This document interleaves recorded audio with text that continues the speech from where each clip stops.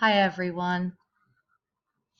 After you have completed Get the Goof, the correct answer should have been 6y because when there's no coefficient in front of a variable, it always has to be the number 1.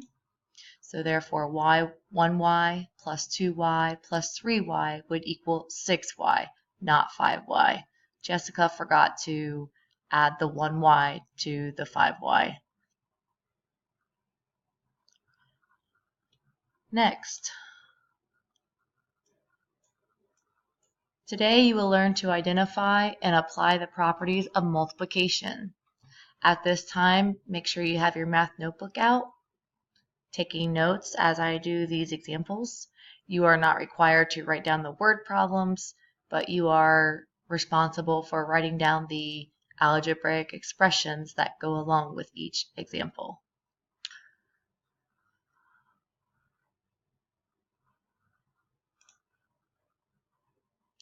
Okay, first of all, what are the properties of multiplication? Make sure that you write down these properties. Leave spaces in between for the definitions. Properties of multiplication are very similar to addition.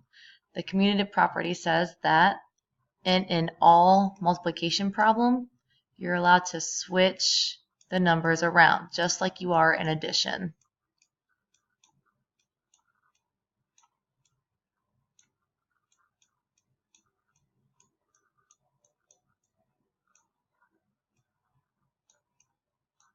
For example, 5 times 4 is 20.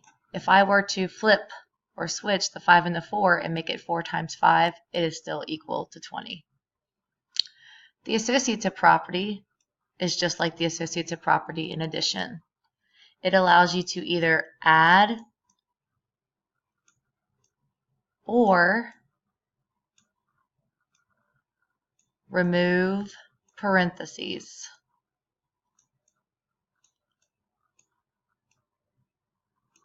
And I'm just going to abbreviate parentheses with the parentheses symbols. It's kind of hard to write with this.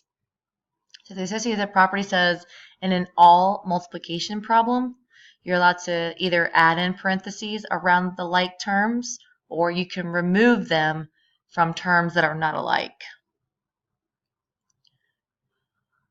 The identity property. How does a number keep its identity in multiplication? So for example, what can I multiply 4 by and it will still equal 4? If you said multiplying by 1, you are correct. The identity property of multiplication means to multiply by 1. So multiply by the number 1. So for example, 4 times 1 is still going to be equal to 4. That's the identity property of multiplication. And the same thing goes for variables. If I do y times 1, y times 1 is still just y. The identity property allows you to keep the variable's identity the same. Okay, the last property is the zero property. The zero property, what number can you multiply something by and it will always equal 0? If you said to multiply a number by 0, you are correct. So the zero property just means you're multiplying by 0. So for example, 4 times 0 will always equal 0. Same thing goes for variables. If I have x squared and I want to make it equal 0, if I multiply x squared by 0, anything times 0 is always equal to 0. And it doesn't matter what number x is, because this algebraic expression will always be equal to 0 because you're multiplying by 0. Multiplying by 0 is the zero property of multiplication. Okay, we're going to use these properties to simplify multiplication algebraic expressions. Now these problems are only going to have multiplication, and that's it. Okay, this is going to be example 1.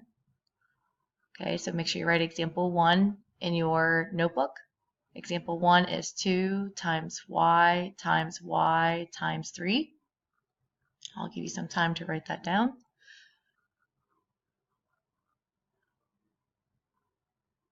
Okay, when you are simplifying a problem that's all multiplication, remember how we talked about terms, the number of terms?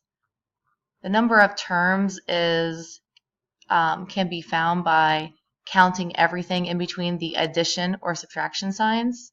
Well, we don't have any addition or subtraction signs. Therefore, this expression is all one term. We're allowed to combine everything to make just one term. So when you simplify a multiplication problem, you're going to always end up with one term. Okay, to do this problem, you need to use the properties of multiplication. Okay, first things we're going to do is we're going to use the commutative property to switch these around to put the constants with constants and the variables with variables. So if I move this around using the commutative property, I get 2 times 3 times y times y. Okay, associative property allows me to put parentheses around my like terms. Okay, these are my like terms here, the 2 times 3, and y times y are my like terms. Okay, and then you can simplify. 2 times 3 is 6 times. Now, when you don't see a coefficient in front of the variables, it's always the number 1. And to simplify, 1y times 1y, it's a little bit different than addition. If this were addition, this would be equal to 2y, but it's not. This is multiplication and not addition. So to do this, you would multiply the coefficients. 1 times 1 is just 1. Y times y. Remember, a repeated multiplication can be written as an exponent. So y times y is y to the second power. Okay, we still need to make this all one term because in multiplication, you're allowed to make everything into one whole term. So to do that, you just simply multiply the coefficients together, or this constant with the coefficient. 6 times 1 is 6. So altogether, this simplifies down to 6y squared. So simplifying multiplication is very different than addition towards this part. You're allowed to combine everything into one term in an all multiplication problem. Now, if this were addition, if this were 2 plus y plus y plus 3, we'd put the plus 3 over here to move it around, and then we would combine 3 plus 2 and get 5.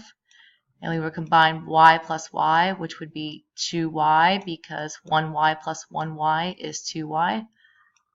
So this is what it would look like if we were adding all of these terms. We would get 5 plus 2y. But look what happens when you multiply. When you multiply, you end up getting 6y squared. So basically what you do is you do 2 times 3, get 6. Y times y is y to the second power. Multiply the 6 with the 1y squared, and you get 6y squared. Once again, look how different all multiplication problems look, different than all addition problems.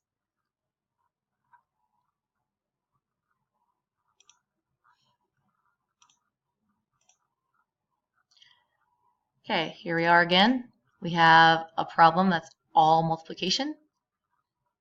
To do this in an all multiplication problem, the associative property of multiplication says that these parentheses are not necessary, since we're just having all multiplication anyway, and it doesn't matter. So if I remove the parentheses, I get 28x times 1/2 times x. And then I'm going to use the commutative property to move some things around. I'm going to put the 1/2 in front of the 28x. And then times that by the x over here. Okay, so in all multiplication, I can combine everything together because since there's no addition or subtraction signs, this can all be simplified down to one term. So the first thing we're going to do is find half of 28. 1/2 times 28. Think about what half of 28 is. It's 14. So 1/2 times 28 is 14. Okay, and then since it's not just 28, it's 28x. 28x times by half is actually 14x. So when I combine these two, I get 14x. Then my last part, I have 14x times x. Now, when there's no number in front of the x here, the coefficient would be 1. 14 times 1 is 14.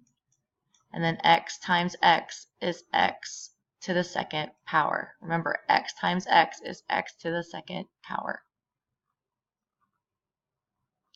Now, if this were addition, we would have 28x plus x plus 1/2.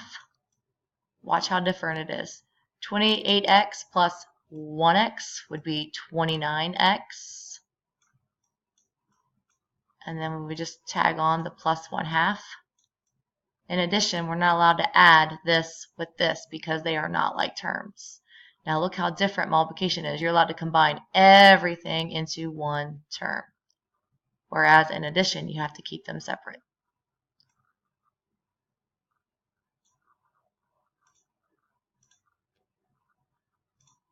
Okay, I'm going to look at some of the teamwork problems here. Show you some examples of other ones. Okay, so if you look at number 2, okay, it says what is the value of the variable d? They're saying that this multiplication problem has to be equivalent or equal to this multiplication problem. If that is true, what number does d have to be to make this side equal to this side?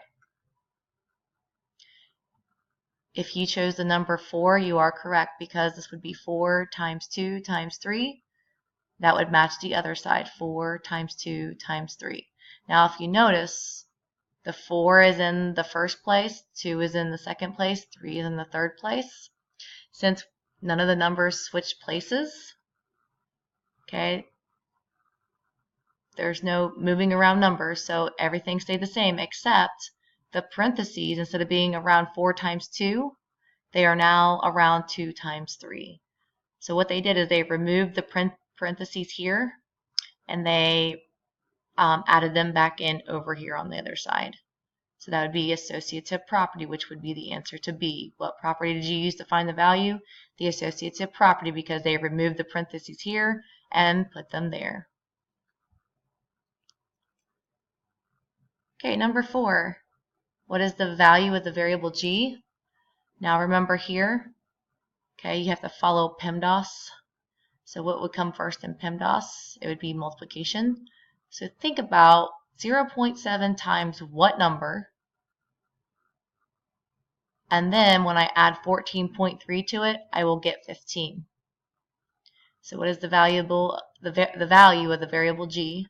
G would have to be equal to 1.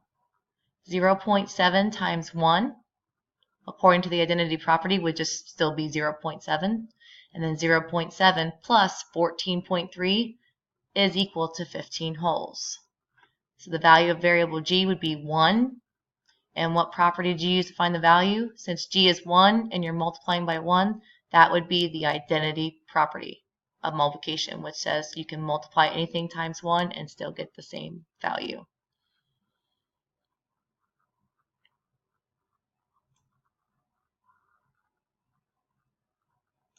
Okay, on number 7 here, what is the value of the variable w?